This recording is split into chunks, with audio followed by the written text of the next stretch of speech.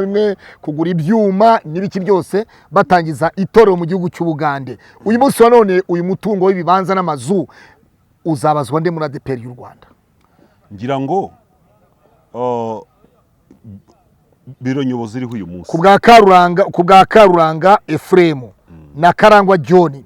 Karangwa John yayoboraga Karangwa John yari umuyobozi wa Adepr mu Bugande, ahitazanwa aba vice representa wa Adepr mu Rwanda, hasigara abandi basigaye Bugande bayobora PCIU cyangwa Adepr cyangwa Pentecoste mu gihugu cy'Ubugande. Byumvikane ngo Ubugande ni itorero rya Adepr, ishami ni itorero rya Adepr mu Rwanda, kuko u Rwanda nirwo rwoherejeyo Adepr y'u Rwanda, niyo yohereje ubutunzi mu Bugande. Uyu munsi za bw'ubwami bw'Imana ngo kandi mu isi yose ubutumwa bwiza nuvuga ngo ubutumwa bw'ubwami bw'Imana, ubutumwa buzamamazwa mu mahanga yose, nibwo imperuka izahera ko ize. Ese ubundi umuntu yakibaza ngo pastor zigira inshuti. Abantu benshi bagiye bavuga bati pastor zigira inshuti, itorero ryamugiriye ishyari kubera yuko babona ko yaba umuvugizi, yaba umushumba, yaba representa, yaba iki. Nawe niko wabibonaga n'uwitwa Masumbuko ngo nta wenda ibyo ntacyo nabivugaho kuko buriya nituvuga zigira inshuti turavuga Masumbuko, turavuga abantu bitwa bakiza, turavuga abantu bitwa ba Ruzibiza Viateur, ba Mutagarama. Ruzibiza Viateur ni wabayeho na secrétaire général. Ruzibiza Viateur yabaye secrétaire général aba n'umushumba mu majyaruguru. Ba Mutaragama Viateur, ba Mutagarama. Hari ba majya kumuhoza atajya Gisenyi, atajya Igihundwe ngo yigishe akajya Bugande. Akavuga tuti Adepr nuwuhe mudayimoni uri hariya ahantu ko. Ni ikibazo gikomeye cyane.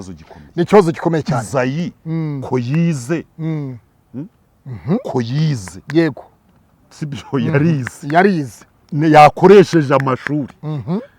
Ahakenewe umwuka muri Adepr ko harimo abahanuzi n'abanyamasengesho bakataka, ahakeneye ko birukana iyo dayimoni bagatokesha, ahakenewe ubwenge akareba amategeko, ariko izaya kubaka ikintu kitazongera kurejeta, kitazongera guhirima, kitazongera gutakaza umuntu nkazigira inshuti, atanyoye inzoga, atakoze ibi, akubaka ikintu kidashobora kongera gutakaza umuntu w'umuhanuzi ufite ijambo ry'Imana aziza amanzaganya. Nta bundi buhanuzi bw'undi muntu wazanyemo muri icyo kiganiro. Aha ndakubaza, n'imbwa z'ubusambanyi mu mwuka cyangwa n'imbwa zari kumurya zisanzwe ku gasozi? Hariho ikintu kimwe utavuze. Nabonye abahigi. Wabonye abahigi bashoreye imbwa. Aha. Nge rero uburyo nabonye iryo yerekwa, ziriya mbwa n'abariya bahigi. Muri abo bahigi Bishop Gerard yabarimo? Oya, ntago nta nirinze kuvuga umuntu. Mana wambabariye imvura mana yanjye ko ndi mu kibazo na pastor hano. Yego. Nabonye abahigi. Wabonye abahigi. Kandi abo bahigi nabonaga ari forume imeze nk'abantu nk'abadayimoni. Nkabona rero bashoreye imbwa. Izo mbwa nkabona ahantu umutesi yihishe, zishaka bazitumye ngo zimuvumbure. None ku buryo kimwe mu bibabaza abantu bamwe bo muri Adepr baza ayo makuru, ni ukubona Sibomana we yarakoze romize yambaye iroza. Mu byo bintu birababaza. Sibomana yakoze romize yambaye iroza. Yari yambaye iroza aturutse muri hari yarafashwe arafungwa nawe. Yarafashwe arafungwa we na Tom, baza gukora romize ngo bayihe Karuranga. Kugira ngo urwego rw'ubugenza cyane rwo rwabazanye bambaye imyenda y'amaroza. Nibyo ndabyibutse neza. Hanyuma aha hantu rero tukibaza tuti kubera iki mu itorero rya Adepr para ibintu bya ruhiriri usanga ari ikibazo gikomeye cyane. Mbese nta muntu n'umwe uvaho ibintu bimeze. Nitegereje rero wenda mpereye mu itorero rya Adepr, ariko no mu yandi matorero amwe namwe birimo, nabonye neza yuko biteye impungenge. Imibereho y'abakozi b'Imana, ubuzima babamo. Iyo usomye Bibiliya usanga abakozi b'Imana barajyaga bata umurimo bakawureka bakajya muri rubanda ugasanga bifatikanije na rubanda gukora imirimo isanzwe batemerewe ariko wajya kureba impamvu ugasanga nuko abiseri bahagaritse gutanga kimwe mu 10 n'amaturo ariko wagaruka muri aya madini yacu ugasanga abakristo batanga amaturo na kimwe mu 10 ndetse byinshi ariko wanasubira inyuma ugasanga abayobozi bahabwa ayo maturo yagakwiriye gutunga ugasanga babaho nabi cyane n'uburyo abashumba abayobozi b'itorero bashobora gusoza abantu bavaho mu buryo butandukanye hari nk'abavuyeho bakuyeho na RGB hari abavaho manda zabo zirangiye harushwa no kuvaho yeguye hari n'abafungwa nka Tom Rwagasana arafunze hari n'ushobora ntuze wari umuvugizi wungirije ntuze wari wungirije Karuranga witwa Karangwa Jean nawe Karangwa John yarafunzwe ibintu hari n'abandi n'uwari secretary general ngire ngo umudamu nawe byari uko so ibintu nk'ibyo abashumba ndi kuvuga ngo abashumba babakorera iki bavaho mu buryo butandukanye bagakwiriye gushyiraho umurongo uvuyeho gucya Ndayizeye yayigize manda y'imyaka 7 ndetse bivuga ko yazamuye n'umushahara kubera akazi kenshi yazamuye n'umushahara wa representation hari ibyo bitudushya udushya kurema udushya akuraho icyitwa uturere yabikuyeho akuraho icyitwa guha imodoka arazigaruza zabaga mu turere arazigaruza insengero arazigabanya za paruwasi arazigabanya ibyo byose ni udushya Pastor Ndayizeye yashyizeho yahanze mu buryo bumwe cyangwa se ubundi muri ibyo byose ni iki wamunenga nk'umuntu w'umupastor muri Adepr Pastor Ndayizeye cyangiza ishusho ya Adepr mu bantu icyo kintu nico Samuel atashoboraga kukwihanganiraho muri pastor ariko nta munyangire yagiraga ibibindi by'agahimano ngira ngo ntabwo byari biswe ikindi yari umuntu wicisha bugufi Samuel urebye n'ubuzima yabagamo naho yabaga hari ya Kimisagara ashumbye Adepr yabaga hariya yabaga mu nzu isanzwe akagenda mu modoka isanzwe yari afite impamvu ro nubwo byagenze gutyo mbona ko ari nka Satani urimo kurwanya itorero kubera izo mbuto nziza ziri mu giti ziri mu giti ari nka Satani urimo kurwanya itorero kubera imbuto nziza ahubwo ni Satani ziri mu giti Murakoze cyane aho twari turi kunuze kuri Sibomana ni usaba Imana noneho tugarutse manda ya ubwo tugarutse kuri ninde muntu ariko nanone tukiri kuri Sibomana na Tom Rwagasana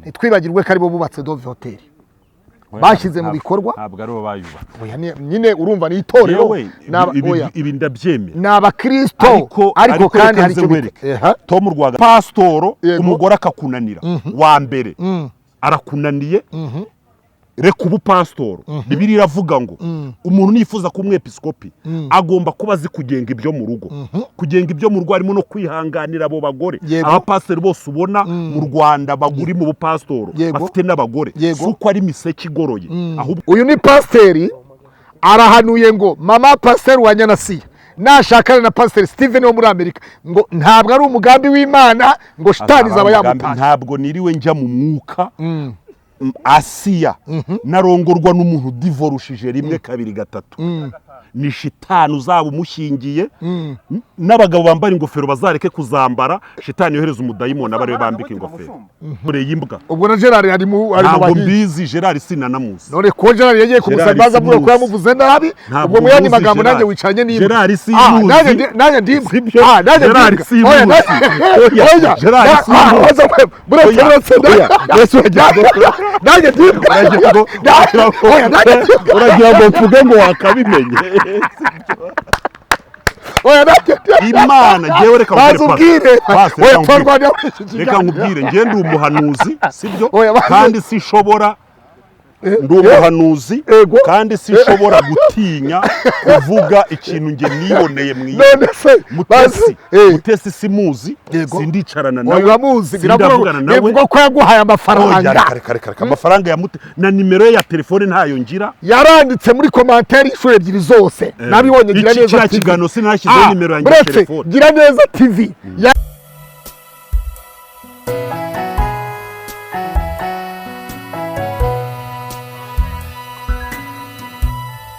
turabakire rero ntabwo turi twenyine turi kumwe na Byishimo official. Pastor turagusuhuje.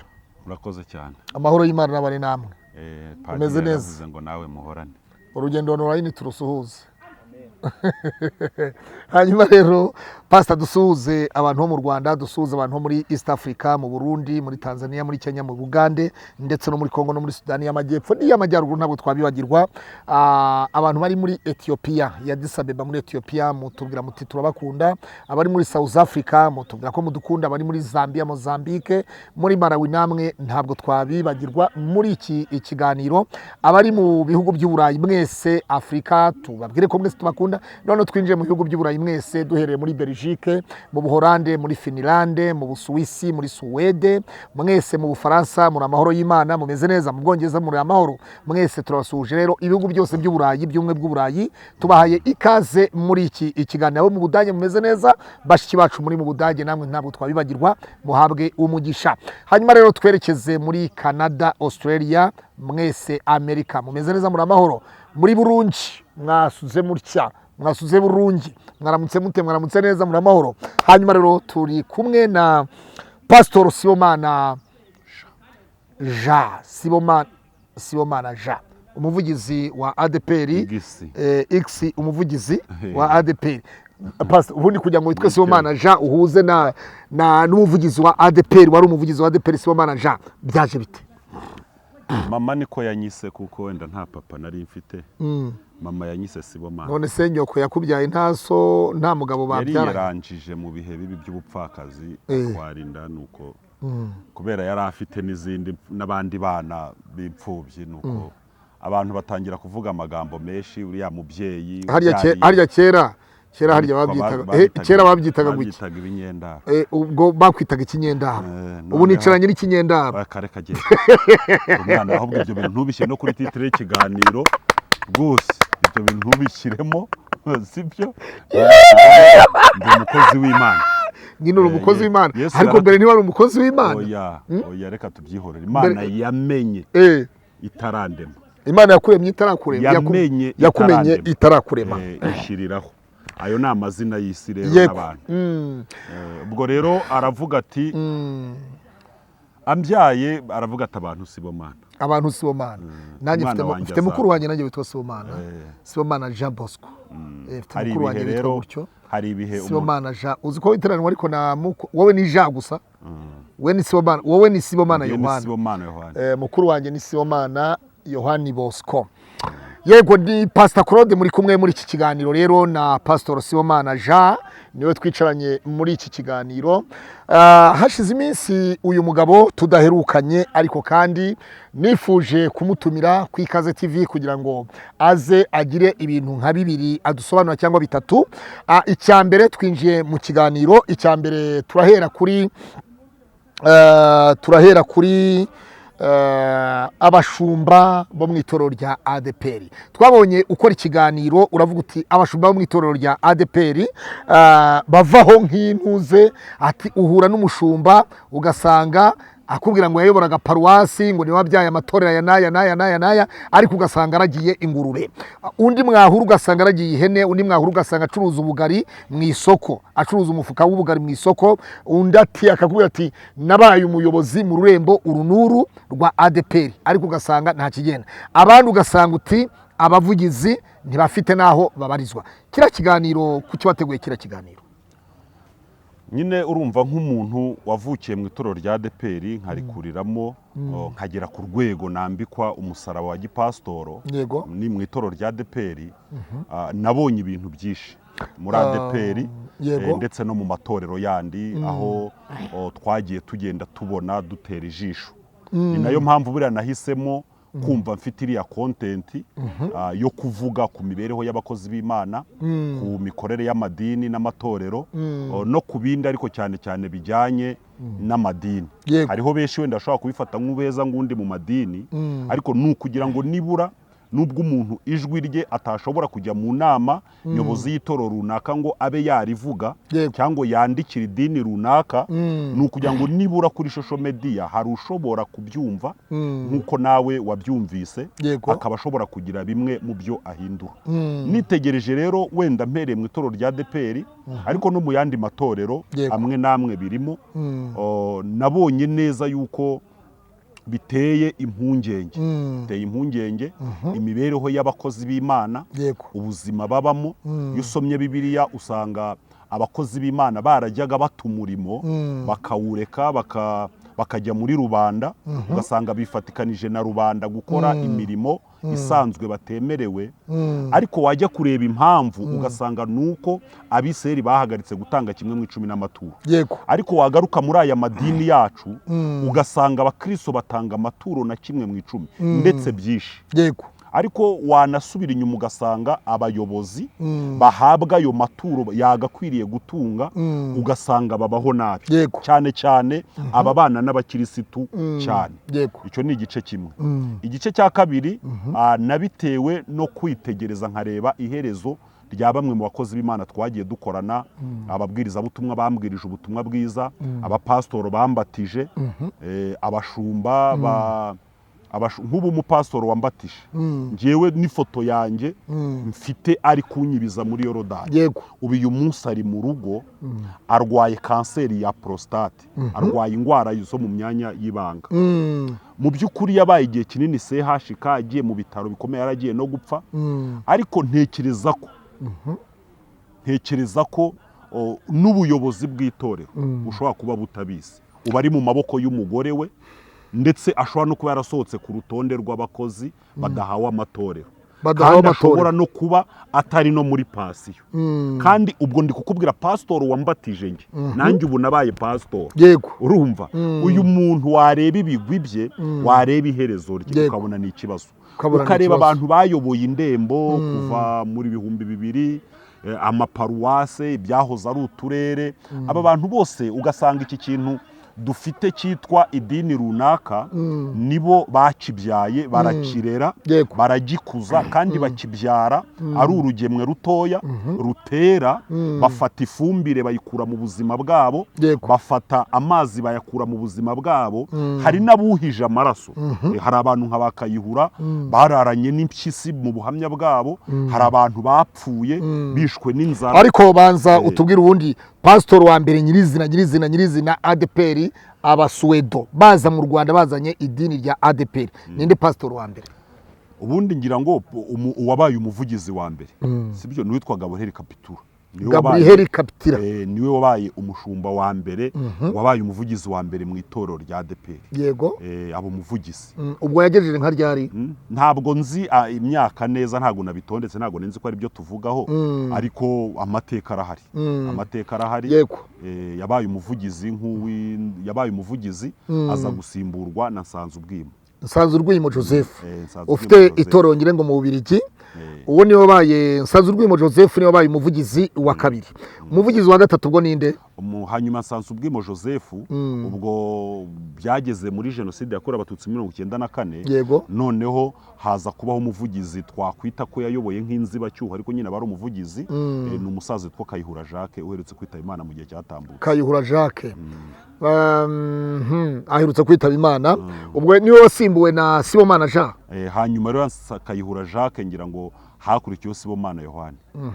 Sibomana Jean nawe arayobora asimburwa na Usabwimana Samuel. Yayoboye manda ebyiri yungirijwe na Usabwimana Samuel, noneho Samuel abari umusimbura ku buvugizi. Hanyuma ndabyibuka Samuel ayobora manda imwe y'imyaka 5, ya kabiri ntiyamuhiriye ngo ayirangize, niho yaje kuvaho mu 2013.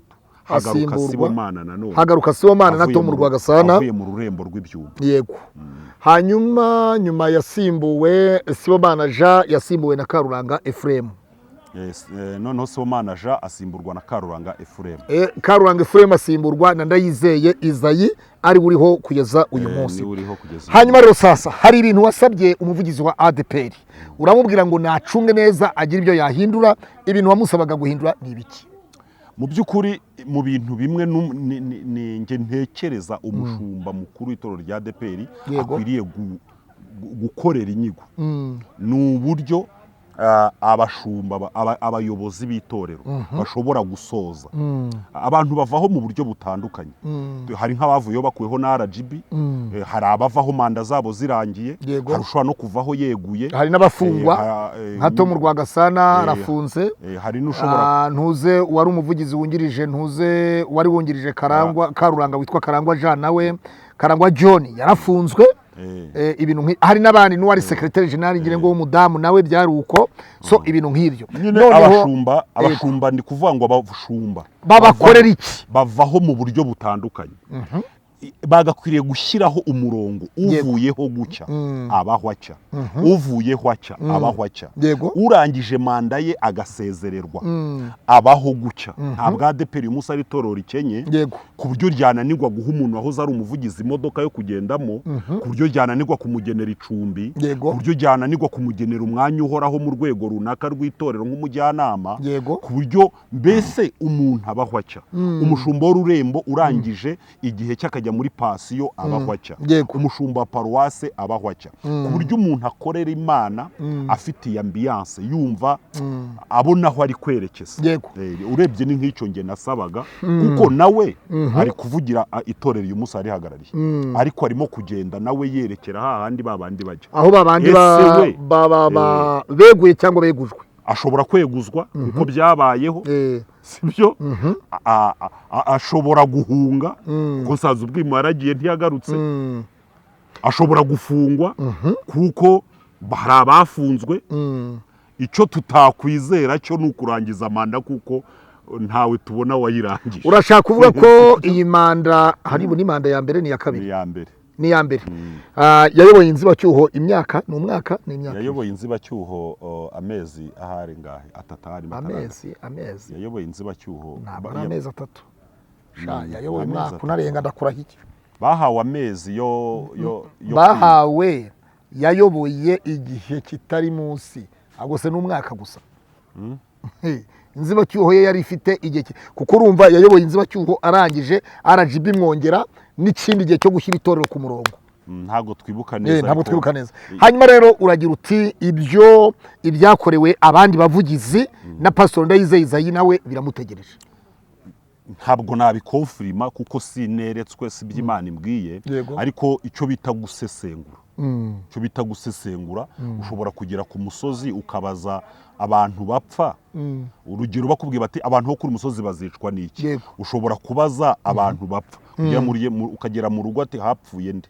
ati hapfuye abantu babiri bishwe n'iki ati malariya umwe undi yicwa n'inzoka ukagera ahandi none waza guteranya ukareba urupfu rwishe abantu ugahita uvuga ati aho kuri uyu musozi rero bazicwa n'iki iyo rero usesenguye ukareba iherezo ry'abantu runaka bayoboye Adepr ari mu maparuwase mu turere mu ndembo no ku rwego rw'igihugu uhita ubona neza uri mu mubiri iherezo ry'uriho ntabwo wabikonfirima ariko kuko ntitubyifuza ni ikintu kibi twifuza ko yayobora akarangiza manda ariko nibura mu bihe bizaza nanjye ntazajya kuba umuvugizi wa Adepr Isayi akazaba ari umuvugizi w'umusiniya warangije manda w'umusaza akaba ari unsengera urumva mwiyerekwa ryawe urateganya kuzaba umuvugizi wa Adepr none se Adepr iyoborwa n'abantu nanjye ndi umuntu ubwo nshobora kuyiyobora Adepr iyoborwa n'umuntu nawe uri umuntu nanjye ndi umuntu Adepr yarigiraga manda y'imyaka 5 umuvugizi mushya uriho umuvugizi wasimbuye abandi bavugizi Pastor Ndayizeye Isayi yayigize manda y'imyaka 7 ndetse bivuga ko yazamuye n'umushahara kubera akazi kenshi yazamuye n'umushahara wa representation hari ibyo bita udushya kurema udushya akuraho icyitwa uturere yabikuyeho akuraho icyitwa guha imodoka arazigaruza zabaga mu turere arazigaruruza insengero arazigabanya za paruwasi arazigabanya ibyo byose ni udushya Pastor Ndayizeye Isayi yashyizeho yahanze mu buryo bumwe cyangwa se ubundi muri ibyo byose ni iki wamunenga nk'umuntu w'umupastor muri Adepr Pastor Ndayizeye Isayi ntago ntacyo namunenga yego sibyo kuko icya mbere cyo ni revera pastor nge nkaba pastor icyo ni icya mbere icya kabiri ni umuvugizi sibyo urwego ariho rumwemerera gukora ibyo yakoze byose icya gatatu ni umuntu wize ngira ngo ntabwo abuze nka masters mu bintu bijyanye n'ubukungu n'ibindi icya kane uretse no kuba ayoboye Adepr yayoboye Hope International mu rwego rw'igihugu buro kujya kuri kamera nkihandagaza ngo ndi kumunenga ahubwo wenda navuga ko mfite ubutumwa ndi gutanga nk'umuntu uri hasi kugira ngo iri jwi ryanjye wenda najya ku Ikaze TV azaryumve ariko ntabwo nakwihandagaza uvuye ngo ndi kumunenga niki hagati ya Sibomana Jean muri manda y'imyaka 10 icyo gihe ayobora nyuma agasimburwa na Usabwimana Samuel Sibomana Jean n'utuwe dushya yazanye mu itorero rya Adepr cyane ko yayoboye mu bihe byari bigoranye urumva ko yarasimbuye ayoboye mu gihe bigoranye ubumwe n'ubwiyunge bw'abanyarwanda gufatanyiza hamwe na leta na komisiyo y'ubumwe n'ubwiyunge ku rwego rw'igihugu abantu ibintu bitarajyamo neza ubwiyunge butari bumeze neza muri icyo gihe no mu itorero ibyo byose nabo twabisiga niki Sibomana Jean niki wamwibukiraho mu gihe kigira ngo Sibomana Jean ngewe na nakire Yesu Kristo umwami n'umukiza mu gihe yari umuvugizi yego ndagira nkubwire yuko igihe yayoboye cya mbere cy'imyaka 10 yayoboye mu gihe igihugu kiri mu bihe bigoye ariko iyo urebye yari yungirijwe na Samuel ubona neza ko bagize ingamba nziza zo kumanura ubutumwa bwiza ku buryo bari bafite umuhigo ko buri komine yose yo mu Rwanda babyaramo paruwasi ibyo babigezeho ubusina komine buri kagari kose karimo Adepr komine bagomba kubyaramo icyitwa paruwasi noneho bakamanura imidugudu bakayigeza mu cyitwaga Maseri ibyo nabyo babigezeho Sibomana muri manda ze ebyiri yarashyize imbere ivuga butumwa ririmo no kubanisha abanyarwanda kandi ibyo bintu barabikoze kandi ngira ngo bahererekanyaga ubuyobozi neza urumva yarangije manda ize ebyiri avaho agiyeho hajyaho Samuel amwohereza kuyobora ururembo umuntu wari ukiri muto yabona ugifite imbaraga zo gukorera itorero kiriya gihe urebye kugeza mu 2012 birangira itorero rya Adepr ryari itorero ryiza ntekereza ko n'abakristo beza itorero rifite nabavutse muri kiriya gihe hanyuma uragira uti nabavutse muri kiriya gihe ese ubundi wakijijwe ryari nibagiwe ibyo nibyo nakabaye winjiye muri Adepr ryari nyirizina ku ngoma yandi nyine ninjiye muri Adepr muri 97 icyo gihe nyine ku ngoma ya Sibomana Jean ubwo Kayihura na Kayihura yari yaravuyeho bakayihura bari abashumba b'indembo Nsanzurwimo yari yaravuyeho yabari hanze Nsanzurwimo ubwo yayoboye nka ryari Nsanzurwimo yayoboye munsi ya 94 inyuma ya 94 munsi ya 94 munsi ya genocide nuvuga ngo ubone muri za 90 93 kangaye gucyo muri leta ya nuvuga ngo kuva muri 80 nuvuga ngo Nsanzurwimo yayoboye ku ngoma ya Habyarimana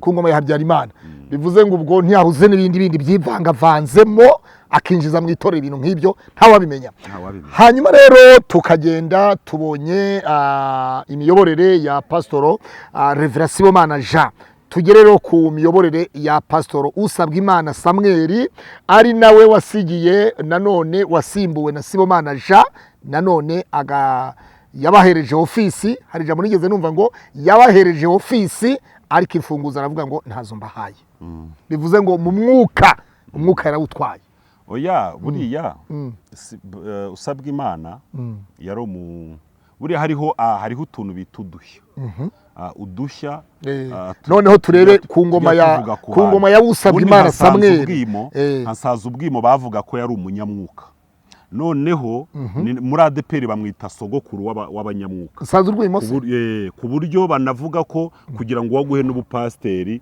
ntabwo yashobora kuba yakwimika utavuga indimi hari ijambo rimwe nigeze numva ko ngo yigeze kubwira Habyarimana ngo ntazemere imishyikirano n'inkotanyi oya nge ndi mu buryo ayo magambo wigeze yumva nge ndi mu buryo bw'umwuka ibyo ni muri politiki ariko ndivuga mu buryo ariko urumva ko politiki yayibagamo yarayirimo ariko ndavuga mu buryo bw'umwuka niba yarawufite atanawufite simbizi niba ari uwo yihangagaho simbizi sinariho ariko amateka avuga ko bamwita sogokuru w'abanyamwuka uyu munsi yabasanzwe urwimo harugwa yari bwagaruke mu Rwanda oya ntabwo yari yagaruka urabona yagaruka oya kubera icyo atagaruka ntabwo mbizi kubera icyo uravuze ngo kubera icyo atagaruka kubera ko icyo atagaruka ni uko ariho kuva muri 1994 kugeza uyu munsi ikibuga cy'indege i Kanombe kirakora viza ziratangwa by'umwihariko umuntu utashye iwabo wenda uri mu Rwanda byagora Ububirigi kuguha viza ugeyo ariko ikibuga cy'indege kirakora imipaka yose irafunguye ntabwo yabura tike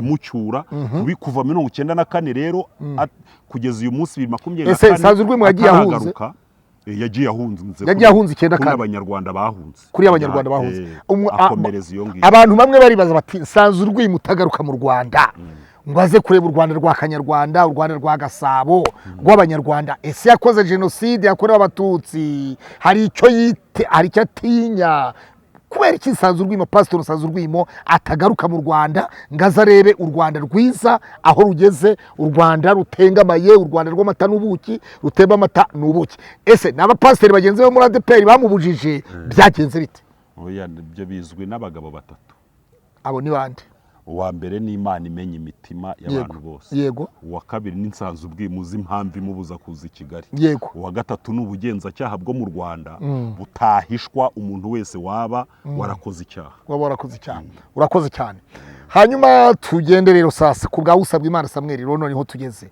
we n'iki yaba yarahinduye mu itoro rya Adepr ku buryo abantu bashobora kuvuga bati iki kintu turakibuka iki cyagiyeho ku bwa usabwa Imana Samuel ku bwa usabwa Imana Samuel ku bwa usabwa Imana Samuel hakozwe iki Samuel yarazwi nk'umupasitoro w'umukirisitu pe icya kabiri pasitoro usabwa Imana Samuel yarazwi nk'umuntu ukunda ibintu byera banamwitaga bwera bw'itorero uretse kuba wakoze icyaha cy'umutima hakaba wasambanye wenda wishe umuntu wakoze cyaha cyangiza ishusho ya Adepr mu bantu icyo kintu nicyo Samuel atashoboraga kukwihanganiraho uri pastor ariko nta munyangire yagiraga ibibindi by'agahimano ngira ngo ntabwo byari biswe ikindi ari umuntu wicisha bugufi Samuel urebye n'ubuzima yabagamo naho yabaga hariya Kimisagara ashumbye Adepr yabaga hariya yabaga mu nzu isanzwe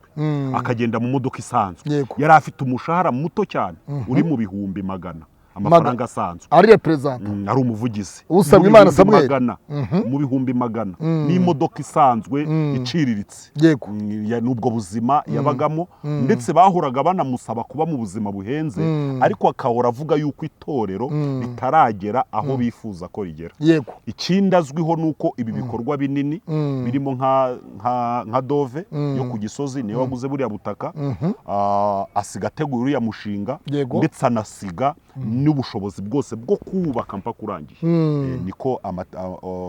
niko amateka avuga yasize n'ubushobozi asiga umushinga wa televiziyo na radio bya Adepr ibyo bintu byose ngira ngo usabwa Imana Samuel niwe wabitangije usabwa Imana Samuel niwe wabitangije tumushimire cyane tumushimire bivugwa yuko ngo yanavuze ati mbahaye office mbahaye biro ariko simbahaye urufunguzo rw'umwuka wa Adepr oya muri Adepr habamo abahanuzi ubundi usabwa Imana ari umuvugizi yagiye guteranira ahantu hamwe mu matorero Sibomana yayoboraga mu rurembo rwe agiyeyo noneho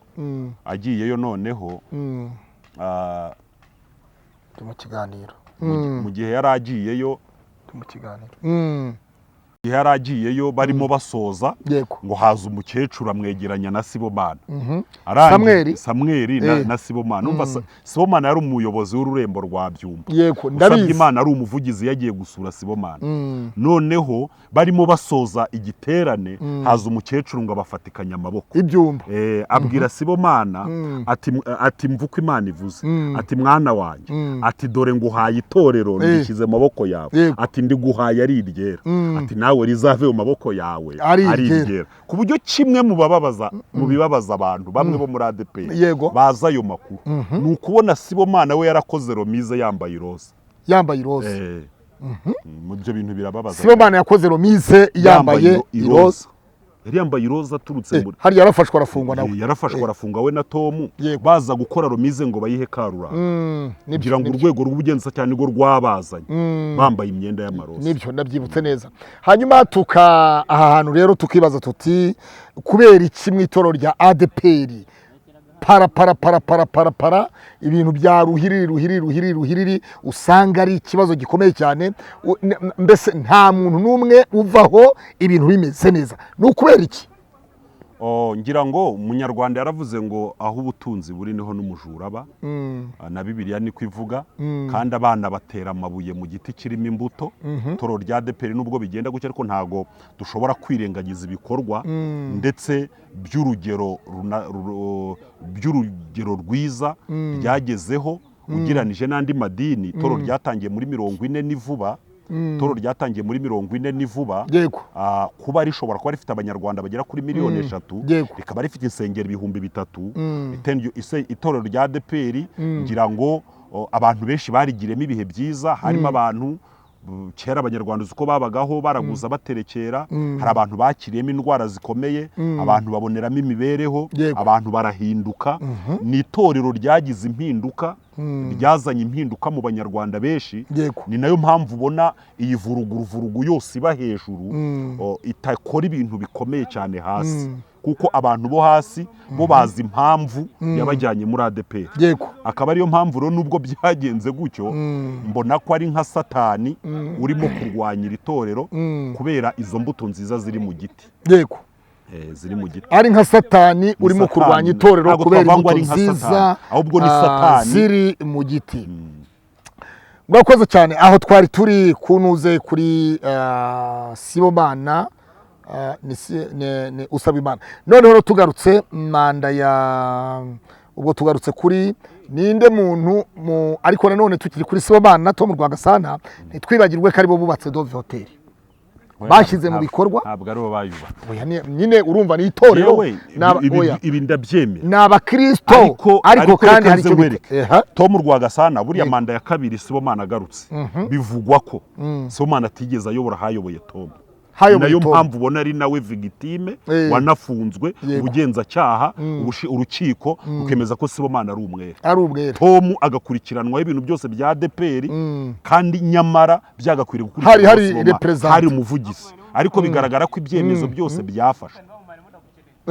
Bigaragara ko ibyemezo byose byafashwe na Tom. Hanyuma yaho tukibaza tuti kuko reka nkwereka impamvu Sibomana na Tom atarobujije hotel. Gute rero? Ntuza Samuel yasize ibikoresho byose, asiga n'amafaranga byo kubaka Dove, ubutaka, uburyo bwo kubaka, abenjenyeri n'ibitanda n'amashuka byose yarabisise biri mu makontineri yarabitumije.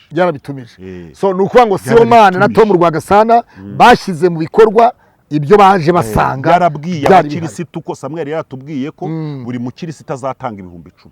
Buri mukristo azatanga 10,000 gusa mu gihe cy'imyaka 10, agatanga 1,000 buri kwezi. Ukomeye n'uworoheje agatanga 1,000. Noneho aravuga ngo aboroheje cyari 1,000. Oya, ukomeye n'uworoheje ni 1,000. Cyari 1,000 buri muntu, buri cyumweru, buri kwezi 1,000 buri kwezi. Amafaranga atangwa mu gihe cy'amezi 10. Yego. Hanyuma twagiye noneho Tom agiyeho bya bintu byaragurishijwe. Mu gihe cya Tom bimaje gutabwa uretse Tom agira ate afata ideni ryo kubaka Dove Hotel. Ideni amajije kurifata, Dove Hotel arayubaka iruzu. Imajije kuzura, Tom ahita avuga ko ideni rizishyurwa mu myaka 10. Wambaye neza. Yego, mu myaka 10 nibo bwambere munyitize. Mu myaka 10. Mu myaka 10. Tom Rwagasana na Sibomana avuga ko agiye kugishyura mu mwaka umwe. Yego. Abakristo muri Adepr ntatinya kuvuga ko ari beza, sibyo? Ntekereza ko nta rindi dini mu kubutaka bw'u Rwanda rishobora kwegeranya miliyari 3 mu gihe cy'amezi 6. Abakristo muri Adepr bipenaho bumvira Tom arababwira ati akwe ngo tuzishyure miliyari 5 n'inyungu, mu mbabarire mu amafaranga tubiri icyuya tuyishyure mu mwaka umwe muzane 3 gusa. Abakristo mu mezi 3 bahise bamuha miliyari 3. Miliyari 3. Tom na Sibomana baze kubita iposhe, ideni igumaho.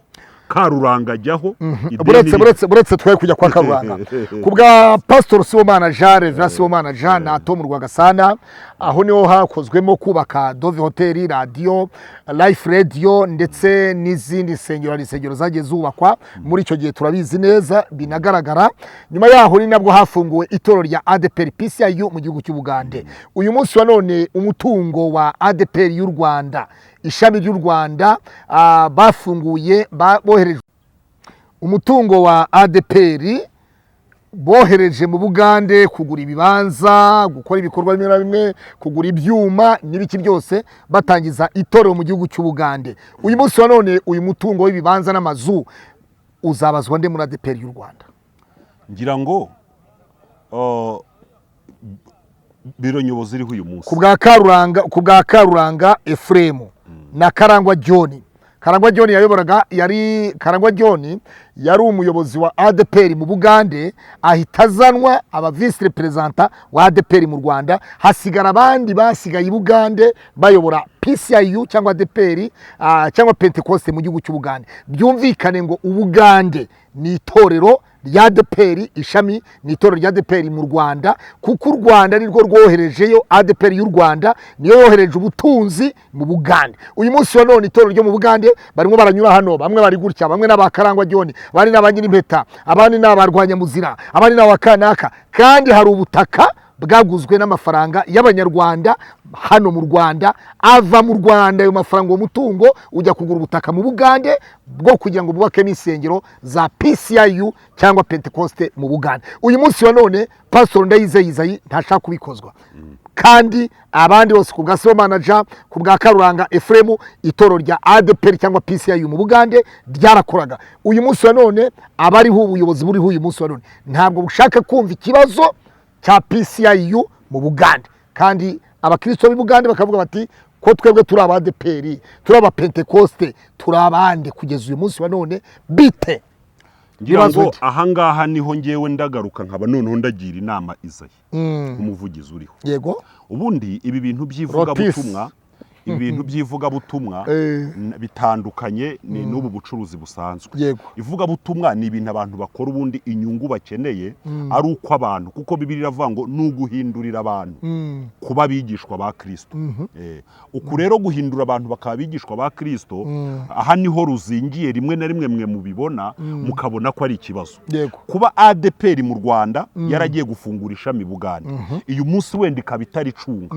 ikabitari yobora nta kintu byaba bitwaye mu gihe ryo ryaba rikora nkaba rero ndagira ngo ngire inama ubuyobozi bwa Adepr uyu munsi bufite amahitamo abiri bugomba gukora amahitamo ya mbere nuko bagomeza gufata iyi PCIU nk'umwana wayo utarakura bakomeza kurera bakabubakira isengero bakabaha ubushobozi bigakorwa mbere nk'uko n'ubundi muri Adepr twatangaga amaturo yo kujya gufasha ururembo rw'Ibugande bakariha abayobozi bakarirera rigakura andi mahitamo ya kabiri iza yabona bimugoye wenda hariho impamvu runaka nuko baricutsa bakariha ubwigenge noneho itoro ry'Ibugande ryo abayobozi baryo bagashyiraho umurongo wo gukora nkuko abasuweduwa baje muri 40 bakarera itorero bakabyara amaparuwase gahoro gahoro ariko byagira muri 60 hari na 7 gutyo bakagira gute bakaricutsa bagafata abapastoro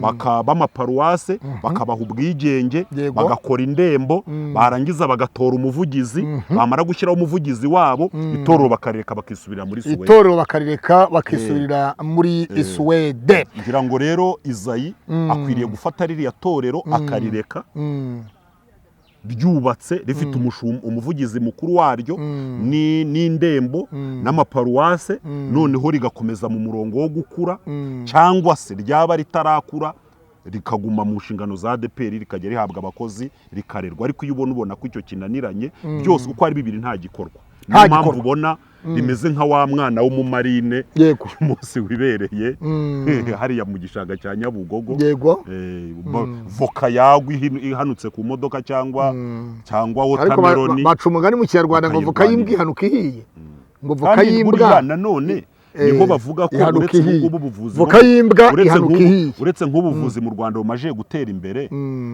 biragoye ko hambere ubuvuzi butaratera imbere waba ubana n'ubwandu bw'agakoko gatera sida ngo ubyare umwana atandura, uretse ubu ngubu. Na Adepr rero ari amakimbirane no guhangana kw'abayobozi bayi Bugande, ngira ngo bariya ba John na bariya ba Musatuzi bavuye muri matirisi ya Adepr mu Rwanda, kandi bavutse mu gihe cya Karuranga na Tomu n'igihe itorero ryarimo akarindi, ngira ngo ro bagiye bavuye mu ndirimo ibibazo, ntabwo rero uriya mwuka wabasiga. Musatuzi bamwirukanye 2016 i Bugande, aho byavugaga ko yari amaze kwirukana gusenda umugore we. Nyuma yaho rero urabizi ko muri Adepr uwo mwuka utahaba wa divorce ntibajya bawemera. Nyuma yaho rero hamushize n'iminsi arimo bombori mu buryo bumwe cyangwa se ubundi mu itorero rya PCIU mu gihugu cy'u Bugande, ariko ejo bundi uwitwa Musatuzi nyine mbeta kuko nabwo byabaye ibibazo n'umugore wa kabiri yashatse nawe baratandukanye. Barabimenye ibyo? Narabimenye. Aha, rero ejo bundi na Reverend Pastor Zigirishuti Michel yagiye kubwirizayo, bamwe baravuga bati Zigirishuti yagiye kubwiriza mu ishami rya Musatuzi, dore ko PCIU yacisemo ibice byinshi 5 cyangwa 4, ati yagiye kwa, ariko amakuru nifitiye ntabwo nyine Metanastasi ari we watumiye Pastor Zigirishuti, nta nubwo banabonanye amaso mu yandi, ahubwo Pastor Zigirishuti yagiye kuzuza ubutumwa bwiza bw'ubwami bw'Imana ngo kandi mu isi yose ubutumwa bwiza, nuvuga ngo ubutumwa bw'ubwami bw'Imana, ubutumwa buzamamazwa mu mahanga yose, nibwo imperuka izahera ko ize. Ese ubundi umuntu yakibaza ngo Pastor Zigirishuti, abantu benshi bagiye bavuga bati Pastor Zigirishuti itorero ryamugiriye ishyari kubera yuko babona ko yaba umuvugizi, yaba umushumba, yaba representa, yaba iki, nawe niko wabibonaga n'uwitwa Masumbuko ngo nta wenda ibyo ntacyo nabivugaho, kuko buriya nituvuga Zigirishuti turavuga Masumbuko, turavuga abantu bitwa bakiza, turavuga abantu bitwa ba Ruzibiza Viateur, ba Mutagarama. Ruzibiza Viateur ni wabayeho na secrétaire général, Ruzibiza Viateur yabaye secrétaire général, aba n'umushumba mu majyaruguru, ba Mutaragama Viateur, ba Mutagarama, hari ba Manuel Rurangirwa, hari n'abandi. Pastor Manuel Rurangirwa abaye umuvugizi, yabaye regional w'umujyi wa Kigali ndetse na Ruhengeri igihe gitoya, n'abandi ukamanuka. Ushobora gusanga Adepr ifite abantu bari ku rwego rwa Zigirishuti wenda mu kumenywa no gukomera beshi, kuvuga kuri umwe rero ngira ngo twavuga ngo yagiye aho abandi bagiye. Ni umukozi w'Imana. Pastor Zigirishuti ni umukozi w'Imana. Imana ikomeze, kiba kibabaje kuba takwigisha mu Rwanda mu itorero yaruhiye, yagiyemo ari muto, yari mu ba pasiteri ba kera, ari mu bantu bakijijwe kera. Zigirishuti agiye gusaza imyaka 45 amenye Kristo cya 50 gucyo, kuba mu Rwanda atajya Nyarugenge, atajya kumuhoza, atajya Gisenyi, atajya Igihundwe ngo yigishe, akajya Bugande, kuvuga tuti Adepr nuwuhe mudayimoni uri hariya hantu ko ni ikibazo gikomeye cyane, ni ikibazo gikomeye cyane. Zayi ko yize, ko yize, yego sibyo, yarize yakoresheje amashuri, ahakenewe umwuka muri Adepr ko harimo abahanuzi n'abanyamasengesho bakataka, ahakeneye ko birukana iyo dayimoni bagatokesha, ahakenewe ubwenge, akareba amategeko, ariko iza yakubaka ikintu kitazongera kurejeta, kitazongera guhirima, kitazongera gutakaza umuntu nka Zigirishuti atanyoye inzoga, atakoze ibi, akubaka ikintu kidashobora kongera gutakaza umuntu w'umuhanuzi ufite ijambo ry'Imana aziza amanzaganya.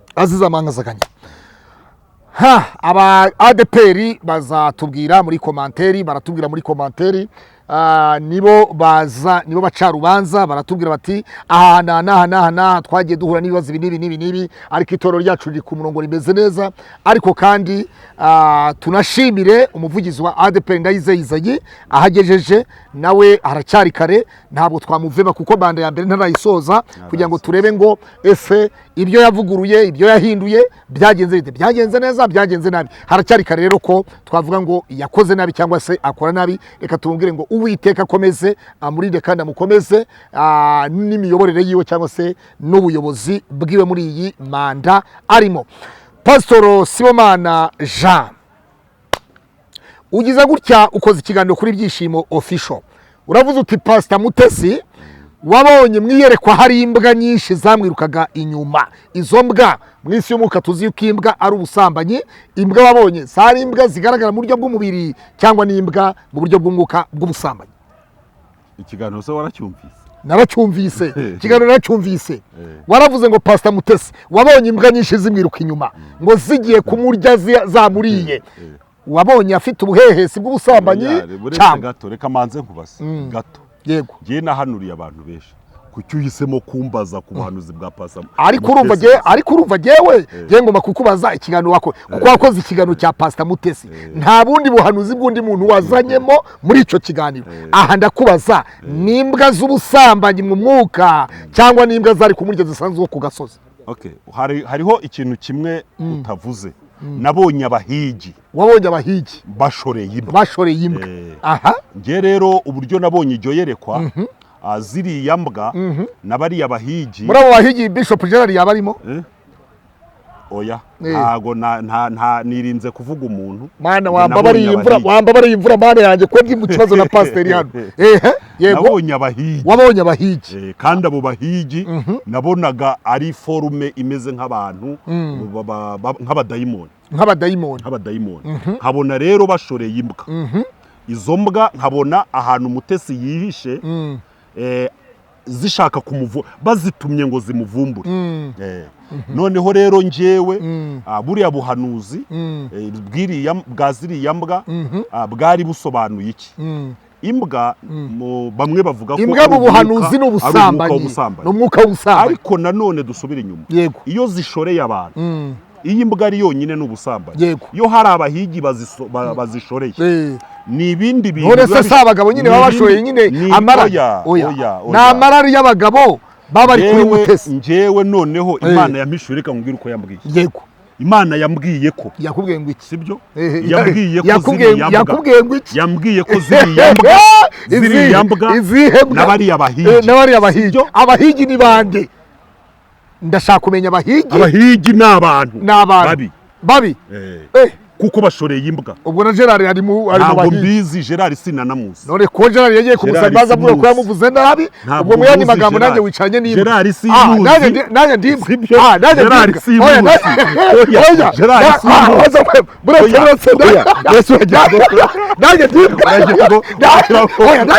Uragira ngo mvuge ngo wakabimenye.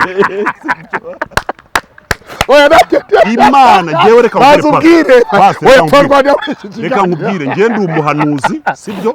Kandi sinshobora ndi umuhanuzi kandi sinshobora gutinya kuvuga ikintu nge niboneye Mutesi simuzi, sindicarana nawe, sindavugana nawe. Bivuga ko yaguhaye amafaranga. Amafaranga ya Mutesi na nimero ye ya telefone ntayo ngira. Yaranditse muri commentaire inshuro ebyiri zose. Nabibonye Gira Neza TV. Kiganiro sinashyizeho nimero yanjye ya telefone. Gira Neza TV yaranditse ngo Mushumba kutashyizeho nimero ya telefone kugira ngo agaragarize abantu ko wamuhanuriye ibintu byiza. Oya, ntabwo Mutesi simuzi, sindavugana nawe. Ndi imbere y'Imana uramuzi no kumwereka no kugira ngo nge mbone iyerekwa rya Mutesi byarantunguye. Pastor, zana telefone yawe. Reka nkubwire yewe akira. Zana telefone yawe bitagikompoza isaba ni Iminani 2 nushaka nyizi mu mutwe. Nyizi mu mutwe. Tunayivuga abantu barayumva. Iminani 2 31 shaka itaza ntayo. Nta nimero ya Mutesi ngira.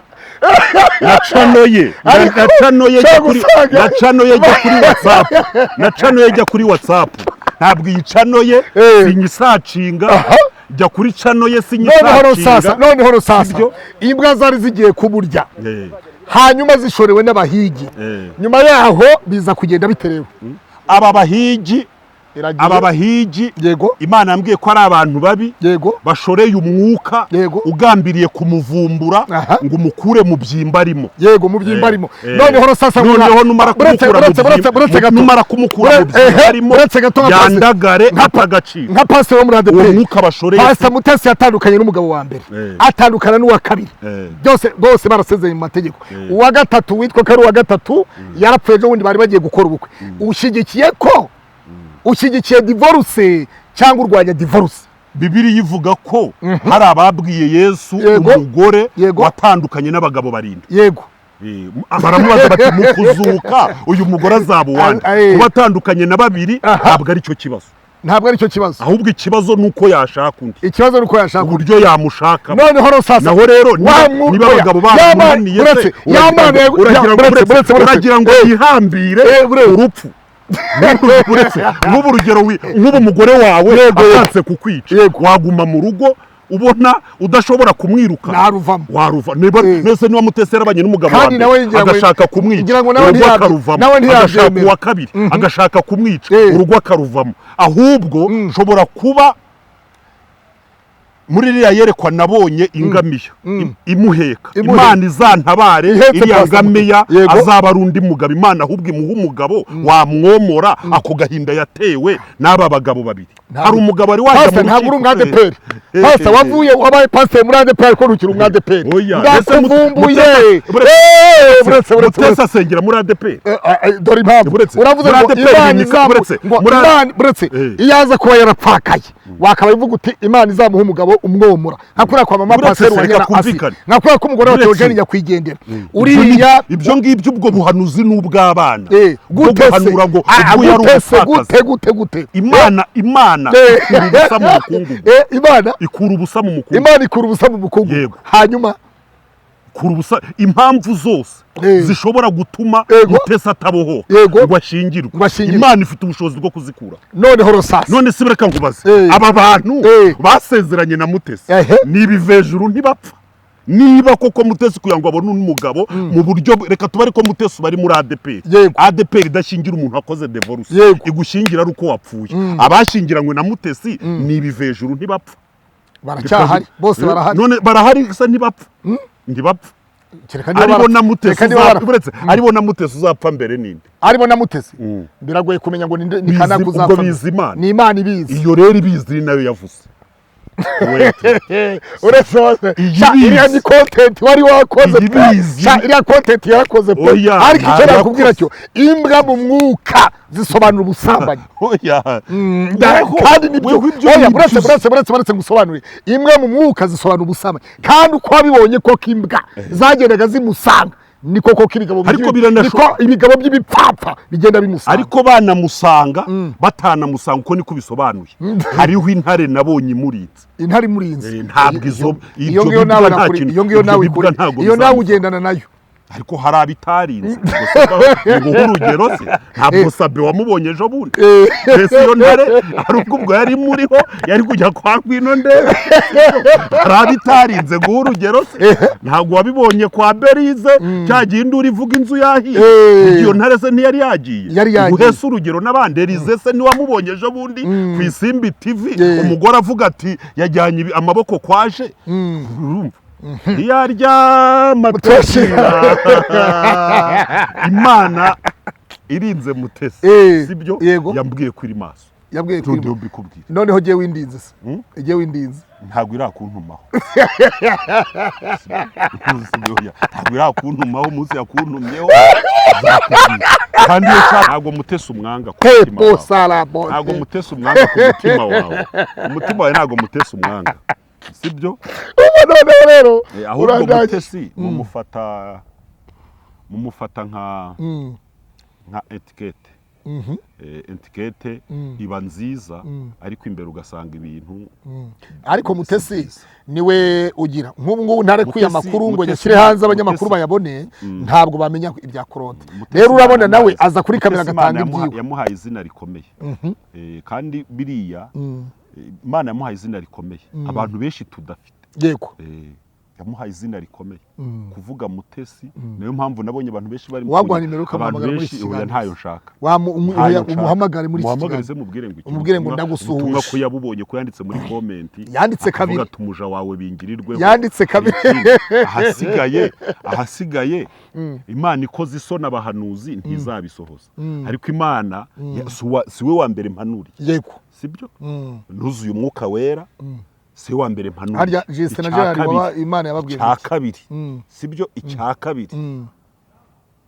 hari abantu benshi bampamagara bagira ngo ndabahanurira yego bakanarinda dutandukana ntabahanuriye nta nyungu ufite mu guhanura sibyo bintunze ntago ntunzwe no guhanura yego mfite ubundi buzima mbamo nge ndi umuhinzi mpinga ibirayi gahinga ibijumba gahinga ibishyimbo ntarangiza nkacana kamera nkigisha ijambo ry'Imana nkavuga n'iby'Imana yambwiye nkanavuga n'ibimbabaje sibyo nk'ibimbabaje mbona natanga abantu bikabafasha bavuga ibyo ngibyo ntabwo ro ntunzwe no guhanura simba mu bukode ntabwo abo nsengero banyishyurira inzu sibyo ntabwo abo nsengero bampa amamega iyo ntayafite amamega uzabona cano yanjye imaze iminsi ibiri nta kiganiro kiriho ubwo mba nabuze konegisiyo sibyo mba nabuze konegisiyo cyangwa afite ikintu cyapfuye abanza nkavugana n'umugore wanjye tukareba ikintu tugurisha twagurisha intebe twagurisha isafuriya noneho tukongera tukagura ibuye rya kamera sibyo ntabwo rero rwose ntabwo ntunzwe no guhanura sintunzwe no kuvuga ubutumwa ntabwo utunzwe no guhanura sintunzwe n'ubutumwa hanyuma najya kubeshya ntabwo najya kubeshya sinshaka ko Mutesi amenya nta n'undi shaka ko amenya gusa nshaka ko umuntu yumva ibyo ngewe ibyo navuze hanyuma rero Pastor Mutesi tumwifurize urugo rwiza Imana imuha umuntu usetse umutima we kandi uzamunezeza natwe bizadushimisha izamumuha no kuri kandi ngewe uzabona nicaye mu bukwe bwa Mutesi wowe uzambona nicaye yantumira atantumira bazakwambika ingofero oya Gerard yambaye ingofero yawe oya ngewe uzambona mu bukwe bwe kandi nzafata selfie mfite nyikohereza kuri WhatsApp ubwindi mu bukwe bwo kwa Mutesi nanjye nzaba mpari aho uzaba uri imbere yanjye nyine neza rero twatwicaranye kwifoto uzayibona sibyo nanjye nzaba mpari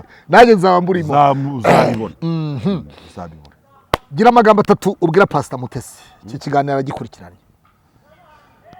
nakomere yego ijya kabiri umugambi w'Imana ni mwiza kuri we amen irya gatatu rero niyizera Imana ibyo yavuze no kubikora izabikora naho byatinda uretse ko ntajya mpanura ibintu bitinda ubuhanuzi bwawe n'ubw'uyu munsi cyangwa ejo ariko ntabwo twari nkubwira ni Emi nzagaruka kuri iyi kamera no mu maboko ataraye Emi harya wa wundi wavuze ngo yanyweye amaraso ya nyakwigendera Pastor Theogene yego nibyo uzi ko mbyibutsa ariko ntabwo nakubwiye ni ejo bundi ntabwo nakubwiye nabonye dodani imbere y'abastari ntabwo uri kubona se zigenda zibahagarika yego hanyuma rero sasa hari inkuru ivugwa kuri baba Pasiteri Uwanyana Assia madamu nyakwigendera Pastor Theogene ni umudamu w'umwadeperi kazi cyane ko n'umugabo we ari pastor yari pastor mu itorero rya Adepr biravugwa ku mugabo umwe witwa Steven muri Leta Zunze za Amerika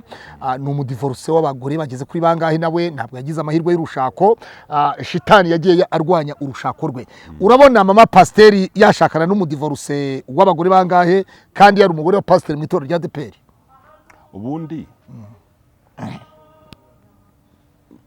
uriya mu mama madame Assia namugira inama ntazashiduke ngo ni muri Amerika ngo ni muri Canada yego kuko buriya niba hariho ikintu cyatumye uyu mugabo atandukana n'abagore babiri batatu iyo mbunda irasa aho hantu azabanza ajye kuraguza madame Assia yabaza Imana yabaza abapfumu bitewe n'ibyo yizera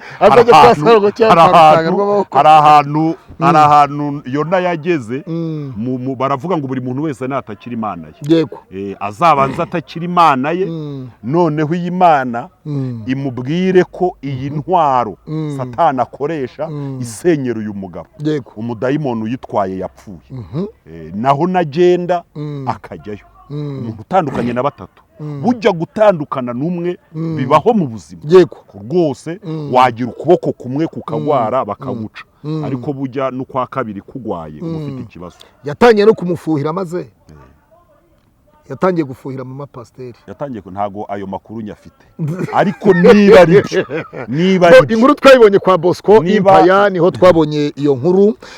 Bosco Impaya w'imuhanga niwe warekuye iki kiganiro, akaba atari byo kuri iyi afuhira mama pasiteri, aramufuhira aravuga ati mumbwire pastor ni kanaka, ni mama pasiteri wasambanye, ninde wasambanye kwa mama pasiteri? Ni mama pasiteri wasambanye cyangwa ninde? Mama pasiteri ntasambana, uwo mwuka ntiwigeze umubaho, ntuzanamubaho.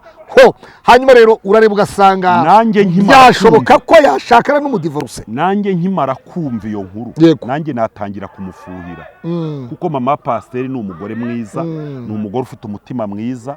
Iyo turebye uburyo yitwaye ubona ko afite ubuhamya bwiza.